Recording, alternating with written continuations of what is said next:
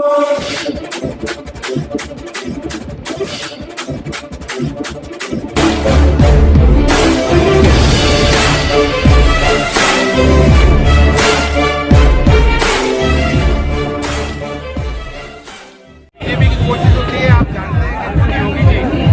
2013 पश्चिम में तो मुजफ्फरनगर की बात जरूर करते हैं।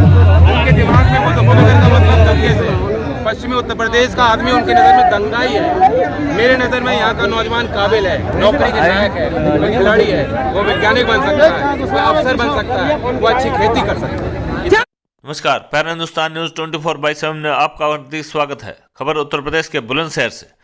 राष्ट्रीय जनता दल के राष्ट्रीय उपाध्यक्ष जयंत चौधरी ने पीएम मोदी पर साधा निशाना, नया नारा देते हुए बोले, बहुत हुआ दाढ़ी शाल का सिंगार, अब की बार सत्ता से बाहर। उन्होंने लगाया आरोप, वन डिस्ट्रिक्ट वन प्रोडक्ट का पता नहीं, लेकिन क्राइम में नंबर 1 है उत्तर प्रदेश। कृषि कानून के विरोध में महापंचायत को संबोधित करने बुलंदशहर पहुंचे राष्ट्रीय लोकदल के उपाध्यक्ष जयंत चौधरी। सरकार को कृषि कानून लेने होंगे वापस, नहीं तो हम सरकार को कर देंगे सत्ता से बाहर। कृषि कानून के विरोध में महापंचायत को संबोधित करने बुलंदशहर पहुंचे राष्ट्रीय लोकदल आरएलडी के राष्ट्रीय उपाध्यक्ष जयंत चौधरी ने केंद्र और यूपी सरकार पर जमकर जुबानी तीर चलाए। पीएम मोदी पर निशाना साधते हुए जयंत ने नारा देते हुए बोले, बहुत हुआ दाढ़ी शाल का सिंगार, अब की बार सत्ता से बाहर। इतना ही नहीं, यूपी की कानून व्यवस्था पर सवाल उठाते हुए जयंत चौधरी ने कहा, सीएम जिस वन डिस्ट्रिक्ट वन प्रोडक्ट की बात करते हैं उसका तो पता नहीं, मगर हाँ, हर जनपद में अपराध कितना बड़ा है वह सब देख रहे हैं। मोदी स्टेडियम पर चुटकी लेते हुए जयंत बोले, स्टेडियम का एक छोर अडानी है और दूसरा अंबानी। वहीं भाजपा समर्थकों पर तंज कसते हुए जयंत बोले, कुछ लोगों को बताओ कि ट्रेन का किराया 2 गुना हो गया है तो वे बोलते हैं कि ठीक ही है, ट्रेन में भीड़ कम होगी। पेट्रोल महंगा हो गया है तो वो भी अच्छा है, क्योंकि लोग साइकिल चलाएंगे और पैदल चलेंगे। गैस महंगी होगी तो लोग कम इस्तेमाल करेंगे। ऐसे लोगों पर चुटकी लेते हुए जयंत ने बोले कि कुछ लोगों के पास हर बात का एक अलग ही तर्क है और वह तर्क है कि मोदी ने किया है तो वह ठीक ही किया होगा। ऐसे लोगों का कुछ नहीं हो सकता। किसानों में जोश भरते हुए जयंत चौधरी बोले कि ऐसी कोई लाठी नहीं बनी जो किसानों को लग सके। उन्होंने कहा, सरकार को कृषि कानून वापस लेने होंगे, नहीं तो हम सरकार को सत्ता से बाहर कर देंगे। किसान नेता ने कहा कि हमारी लड़ाई खेत खलियान की है, जबकि उनकी अंबानी अडानी की, और यह अब खुलकर नजर आने लगा है। राष्ट्रीय लोकदल के उपाध्यक्ष ने कहा कि मंडी समिति का गठन भी उनके दादा चौधरी चरण सिंह के शासनकाल में हुआ था। आपको बता दें कि विपक्षी दल कृषि कानूनों को मुद्दा बनाकर 2022 की जमीन तैयार करने में लगा है, जिसको लेकर राष्ट्रीय लोकदल नेता भी पश्चिमी यूपी में लगातार महापंचायतों में पहुंचकर किसानों को संबोधित कर रहे हैं। जयंत चौधरी ने विभागवार सभी रिक्त पदों की याद दिलाते हुए सरकार से बेरोजगारों से किए रोजगार के वादों को भी याद दिलाई। बुलंदशहर से ओम प्रकाश माथुर की रिपोर्ट। सक्रिय होना पड़ेगा, गांव-गांव जाना पड़ेगा, सच्चाई बतानी पड़ेगी, वरना वह जो भक्त मंडली को कहेंगे मोदी जी है, मोदी जी पे विश्वास करो, कुछ अच्छा ही निकलेगा। छोटे किसान को जाके कहेंगे भाई बड़े लोग हैं, इनकी जमीन छिनेगी तुम्हें मिलेगी। 15-15 लाख की बात कही थी नोटबंदी बार भी लोग समझ रहे थे भाई पहली किस्त हमें मिल सकती है, बड़े लोग जो पैसी पूंजी है क्यों उन्होंने त्याग किया और समर्पण भाव से डट के वो बने। लेकिन सरकार उनकी कुछ मान नहीं रही थी, कुछ सुन नहीं रही थी। बैठक पे बुलाते थे और पता नहीं वो चाय कौन सी मिलती थी या मिठाई कौन सी मिलती थी, लेकिन कुछ बात बन नहीं। आप लोग भी जाने थे, हमारे कार्यकर्ता नेतागण सब अपने ढंग से शामिल थे, लेकिन फिर एक वो मोड़ आया और हमने महसूस किया कि अब हमें अपनी रणनीति बदलनी होगी। जो सरकार ये सोच रही है और दावा कर रही है, देश के ड्राइंग रूम में टेलीविजन के माध्यम से ये जता रही है कि ये तो सीमित आंदोलन,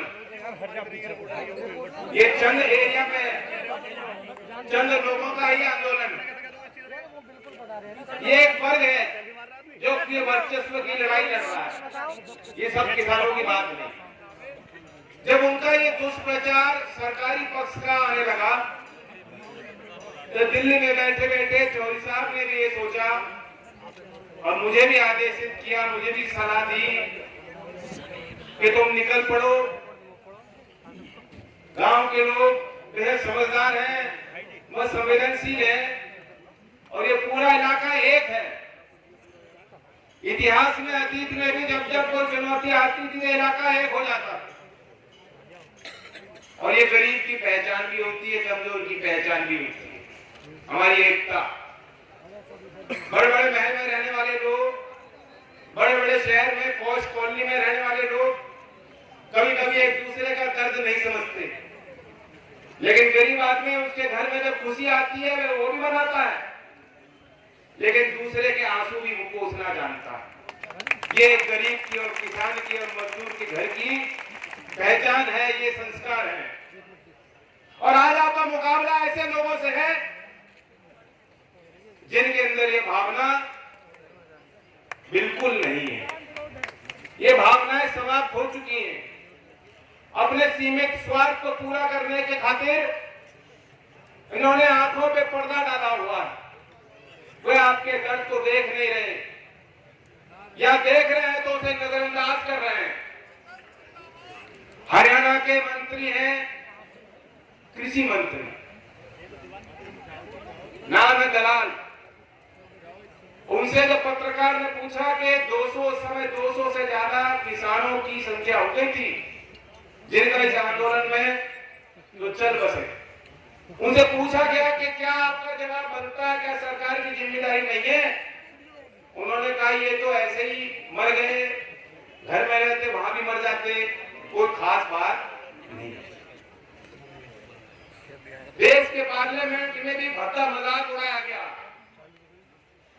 आंदोलन जी तक कहना ठीक था, लेकिन किसान वो कौम नहीं, किसान वो प्राणी नहीं जो औरों का खून चूसता हो। आपने तो देश को आबाद किया है, देश को हरित किया है, देश को खड़ा किया है। वह चोट, वह ठेस भी सबको पहुंची है। सबने वो बात महसूस की कि किसको आप परजनी कह रहे हो, किस आंदोलन को आप पवित्र बता रहे हो, और कानून को भी आप समझते हो। इतिहास के जानकार जानते हैं मंडी की व्यवस्था कब बनी थी। 1964 में हमारे राज्य में चौधरी चरण सिंह जी के कलम से स्थापना इसकी हुई थी, इस व्यवस्था की। और सच्चाई ये है कि जिस तरह हरियाणा पंजाब में भी ये व्यवस्थाएं विकसित है, हमारे राज्य में नहीं बन पाई। सरकार को उस ओर ध्यान देना चाहिए। अब इसके पीछे का गणित मैं आपको समझाना चाहता हूं, ये समझने की जरूरत है, क्योंकि अब भी वह अपने झूठ को फैला रहे हैं, कह रहे हैं कि ये तो सीमित लोगों का, बड़े किसानों के लाभ का विषय है, ये तो आड़ती लोग हैं, ये अपने व्यापार को बचाने के लिए जुट रहे हैं, इससे आम किसान का कोई लेना देना नहीं। और उत्तर प्रदेश के, पश्चिमी उत्तर प्रदेश के किसानों को तो मोदी जी के कानूनों से लाभ मिलेगा। ये कोई अंग्रेजों की हुकूमत के कानून नहीं है। आपकी वोट लेके, आपसे बहुमत लेकर सदन से जबरदस्ती पारित कराकर रात रात में ये व्यवस्था बनाई जाती। और ठंडे दिमाग से सोचो, ये ऐसी मजबूत सरकार आपने बनाई जिसके आगे आपकी सुनवाई नहीं, जनता की नहीं सुनवाई, इनकी व्यवस्था दूसरी और है। ये इतनी मजबूत सरकार आपने बना दी, हर फैसले पे जहां में कराना होता है कोर्ट को आगे कर देते हैं। एक वर्ग के देश में है जो मोदी जी से इतना लगाव रखता है, जब उनसे बात करो तो कुछ मानते ही नहीं। अभी भी नहीं मान नहीं रहे, अभी भी नहीं मानते। रेल का बढ़ाया डबल हो गया, उनसे पूछो क्यों, कह जी मोदी जी अच्छा ही किया होगा। ये बेकार में दिल्ली जाते थे लोग, अब दिल्ली नहीं घूमेंगे, बीमारी नहीं फैलेगी, मोदी जी ने लेकिन अच्छा किया, रेल का किराया डबल कर दिया। इनसे पूछो पेट्रोल डीजल का भाव कहां जा रहा है, तो कहेंगे भाई बचत ही तो है, अब पैदल चलेगा आदमी, स्वास्थ्य भी अच्छा रहेगा, अस्पताल में खर्चे कम होंगे। इनसे तो रसोई गैस महंगी हो गई, वो कहेंगे भाई कम से कम जितनी आवश्यकताएं हैं उतनी ही करो। अब ज्यादा देखो पेट बड़े हो गए हैं, डायबिटीज बढ़ गई है, ब्लड प्रेशर बढ़ गया, गांव देहात में बीमारी होती नहीं थी, उन्हें कम करने के लिए मोदी जी ने रसोई गैस महंगी कर दी। तो इनसे बातों का मुकाबला नहीं है। ये जो लोग हैं एक सीमित वर्ग है। जनसभाओं में इतनी भीड़ उमड़ रही है, सरकार को क्या संदेश देना चाहती है? देखिए, अच्छे संकेत है। किसानों के हौसले को बढ़ाने के लिए हम ये पंचायत के आयोजन कर रहे हैं और किसानों की ताकत बढ़ रही है। सरकार को भी सोचना चाहिए, जब इस तरह के किसान की पंचायत खुद आयोजन हो रहे हैं, खुद लोग आ रहे हैं, अपने संसाधनों से पहुंच रहे हैं, एक आवाज में बोल रहे हैं, एक आवाज में किसान के इन कानूनों को नकार रहे हैं, तो किसानों की बात माननी चाहिए। आज आप यूपी सरकार पर क्राइम की बात आपने की है, जबकि यूपी सरकार के जो मुख्यमंत्री हैं वो लगातार कह रहे हैं कि उत्तर प्रदेश में राम राज्य है, और जो अपोजिशन है वो अफवाह फैलाने का काम कर रहा है। देखिए, क्राइम तो बढ़ ही रहा है। बुलंदशहर में ही एक दर्दनाक क्राइम अभी हुआ, हाथरस में दोबारा एक ऐसी घटना सामने आई है, तो इसका आप नकार नहीं सकते। गवर्नमेंट के खुद के जो स्टेटिस्टिक्स हैं, होम मंत्रालय जो जारी करता है, उन आंकड़ों ने भी ये बताया है कि लगातार रेप की घटनाएं, मर्डर की, लूटपाट, सारे क्राइम उत्तर प्रदेश में बढ़ते जा रहे हैं। सर, ग्राम अभी पंचायत चुनाव भी है अप्रैल में, तो पार्टी उस पंचायत चुनाव को किस चुनाव है, लेकिन ये पार्टी की समझ में नहीं है। फिर भी हम कोशिश करेंगे, जहाँ चयन हो सकता है, जहाँ समर्थन हो सकता है, अच्छे लोगों का समर्थन। मंच पर आपने एक प्रकार के क्राइम की बात कही थी कि किस जिले में किस प्रकार का क्राइम बढ़ रहा है, इस पर रोशनी डालिए जरा।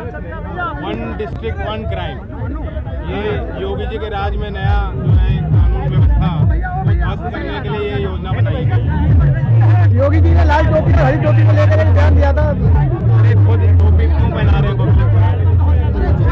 योगी जी टोपी पहना रहे पब्लिक, चलो बोल रहे हैं। क्या इसके बाद भी बुलंदशहर में और महापंचायत होगी?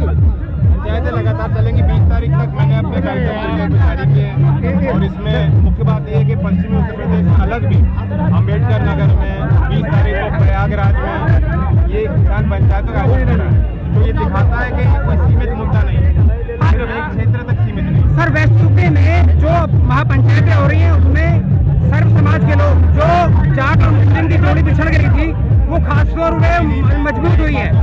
कोई एक जाति का विषय नहीं है, सब जो किसानी से जुड़े हुए लोग आ रहे हैं, वो हिंदू भी है, मुस्लिम भी है, नहीं कम्युनिटी भी दिख रही है। एक मुजफ्फरनगर दंगे के बाद में जाट और मुस्लिम की जोड़ी बिछड़ गई थी। मुद्दे बदल चुके हैं, लोग इकट्ठा हो रहे हैं, भाईचारा एक बड़ा मुद्दा है। लोग चाहते हैं कि तरक्की तभी होगी, बच्चों को नौकरी तब मिलेगी, किसान को भला तब होगा, उस क्षेत्र का भला तब होगा जब वहाँ शांति से लोग रह पाए। तो बीजेपी की कोशिश होती है, आप जानते हैं कि खुद योगी जी बार 2013 पश्चिम में कहीं आते हैं, मीटिंग करते हैं, तो मुजफ्फरनगर की बात जरूर करते हैं। उनके दिमाग में मुजफ्फरनगर का मतलब दंगे से है। पश्चिमी उत्तर प्रदेश का आदमी उनकी नज़र में दंगाई है। मेरी नज़र में यहाँ का नौजवान काबिल है, नौकरी के लायक है, वो खिलाड़ी है, वो वैज्ञानिक बन सकता है, वो अफसर बन सकता है, वो अच्छी खेती कर सकता है।